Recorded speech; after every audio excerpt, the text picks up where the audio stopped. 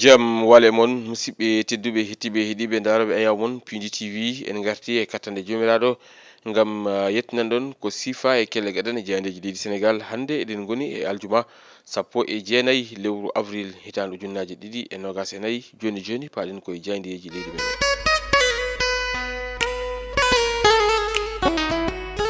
Eɗen puɗɗoro jayndiyeji meɗen e jayande Walf Quotidien honno jirɗon no ɓe mbaɗiri e gardidi natal mabɓe. ɓe mbatton ko natal horejo leydi ndi Bassirou Diomaye Faye kam e mo o lomti o woni Macky Sall. ɓe mbi tan de ko Bassirou Diomaye Faye nana woni e pele o mo ganduɗa kañum woni e Macky Sall. ɗum woni ko tawate e hello tati e nden ɗon jayande ganduɗa kañum woni jayande Walf Quotidien. Jayande Bës Bi Le Jour kañum arti ko e jillu ngu ganduɗa horejo leydi ndi ene jogori ɗum wadde toon to leydi Gambie. non noon ɓe kolliti wonata ko aset janggo o ko wona ɗum ko ɓe garti e ɗen ɗon toɓɓe ɗe ganduɗa kay Sénégal ene foti yewtude ɗum e leydi Gambie. woni so horejo leydi ndi yettima toon to Gambie koko foti yewtide e nonno makko mo leydi Gambie. ɗum ɗon ene tawe e nder nden ɗon jayande ganduɗa kañum woni e jayande Bës Bi Le Jour. goɗɗum ko ene tawe e jayande ɓe garti tan e gunɗon jillu ngu ganduɗa Bassirou Diomaye Faye waɗino ɗum hanki toon to leydi Mauritanie. jayinde L'Observateur kañum arti tan ko e nokku biyeteɗo parc Amazou e wonta noon tawate ko ɗo woɗɗani Colobane. ɓe mbi tan de ko on ɗon parc kay ko kañum firta ha memi leydi. ɓe koliti noon ko wuranno toon ko yimɓe hewɓe no fewi saabu ɗum limol mabɓe tolnima temedde tato e woni tan noon e ɓen ɗon wurannoɓe toon fof no ɓe kolli ko étranger en woni tan ko jibinande caggal leydi. ko hono noon kadi rewɓe ɓuuri hen hewde. ɗum woni ko jayde nde ganduɗa kañum woni jayde nde L'Observateur arti ko hono noon kadi ɓe garti e publication des rapports mo ganduɗa kay OFNAC waɗi ɗum fof ine tawe e nder nden ɗon jayde ganduɗa kañum woni jayde L'Observateur. jayde Révélation kañum yilloyi ko toon to Grand Yoff arti e ngal ɗon nanggodiral bannogal hanki hakkude ɓe ganduɗa kañumen goni marchand ambulant en ɓe kam e police. ɓe kolliti kay hanki Grand Yoff wulino jaw. ko wuli jaw kay woni leydi meɗen Sénégal. ko ɗum saabi on mo ganduɗa kañum woni jagoɗo kalfinaɗo cellal woni ministre de la santé jertini ɓesguji ɗi e kinɗon nguleyki ɗi ganduɗa kay ine tawe ɗo e nder leydi ndi. jayinde Libération kañum yehi ko toon to université Amadou Matar Mbow tawateɗo toon to Diamniadio. ɓe kolti kay ko scandale financiére woni kay ko teska toon kamɓe musidɓe men jayndiyankoɓe ɓe ganduɗa kañum goni jayinde Libération garti hen no hannirta niyete e nder nden ɗon jayde ganduɗa kañum woni jayde Libération.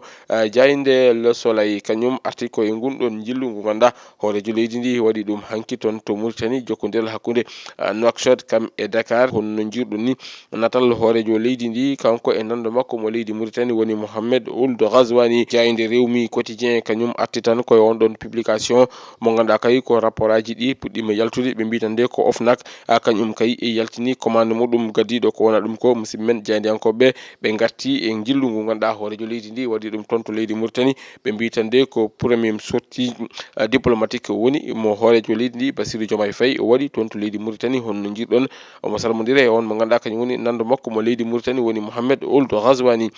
jayde Direct News kañum arti tan ko e ɗen ɗon golle pattam limiji ɗe ganduɗa kay douane Sénégal nena woni e wadde ɗum e ɗeɗo balɗe jawtude ko wona ɗum ko musidɓe men jayndiyankoɓe ɓe garti hen no hannirta niyete e nder nden ɗon jayde ganduɗa kañum woni Direct News. goɗɗum ko ine tawe e nder jayde ndete ko yafnade ɗinɗon konguɗi ɗiɓe cutno wonde kay wiide Khalife général Oumar Yane woni omo ganduɗa kañum woni Ceerno Bachir koko haɗano yettade toon to salon d'honneur.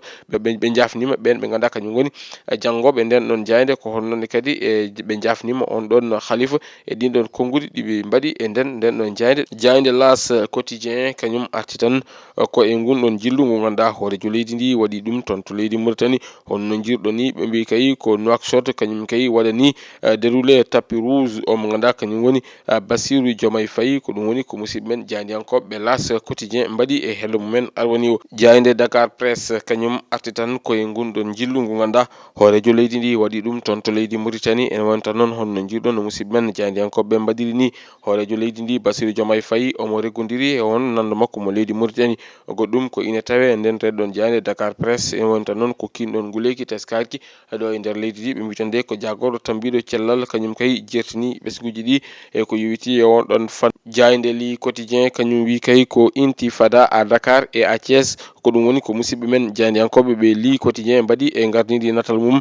ɓe gayni ɓe bindi toon ɓe mbi tan kay ko une voiture de police ɓe mbi ko vers la police kam e bis mo Dakar Dem Dikk kañum kay woni ko duppa taw duppi ɗum ko ɓe ganduɗa kañum goni marchand ambulant en ɓe kolliti noon wonde kay ngal ɗon nangodiral Wuli Diaw hanki toon to Grand Yoff e to Thiès ko ɗum woni ko musidɓe men jandiyankoɓe ganduɗa kañum woni li quotidien en mbaɗi e gardini natal mumen ko wona ɗum ko ɓe garti e gunɗon jillu ngu ganduɗa hoorejo leydi ndi woni Bassirou Diomaye Faye waɗino ɗum hanki toon to leydi Mauritanie.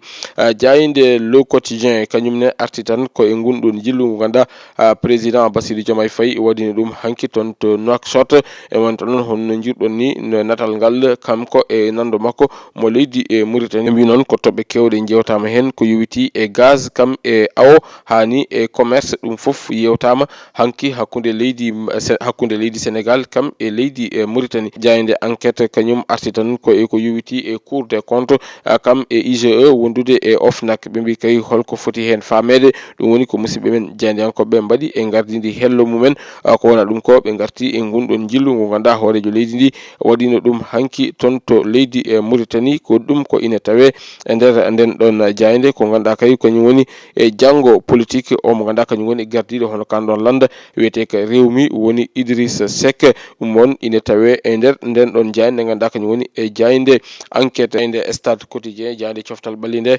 nokku ɗe guddi tan jayndeji meɗen kamɓe ɓe garti tan ko e Pape Matar Sarr kam e équipe muɗum woni Tottenham e on ɗon calendrier mumen goɗɗum ko ina tawe e nder jayande he ko Europa League ɓe garti noon e on ɗon défaite mo ganduɗa kay walla mbiyen ni on ɗon élimination mo ganduɗa Liverpool waɗama ɗum éliminé ɗum koko yowiti e Europa League woɗɓe noon ɓe ganduɗa kañumen kay dañi fartaŋe e jawtude ko Olympique de Marseille mo Ismaïla Sarr ɓe mbitande ko Marseille kañum kay yewti e dawal demi-finale ko yowiti e Europa League. Musidɓe tedduɓe hettiɓe e heeɗiɓe e daroɓe ayaw mon Pindi TV ko ɗum ɗo woni komin kemnoon rubnodade ko siifa yoga e jayndeji leydi Sénégal en jetti en jarni dendagal yeɓiyankoɓe Pindi TV wonɓe nder leydi ha wonɓe toon to caggal leydi foof en jetti en jarni aadi meɗen e jayndeji wonata ko saaha goɗɗo soko gueno haaji ɗo e nden min mbiyon jokke ɗoftade programme uji Pindi TV juma mubarak.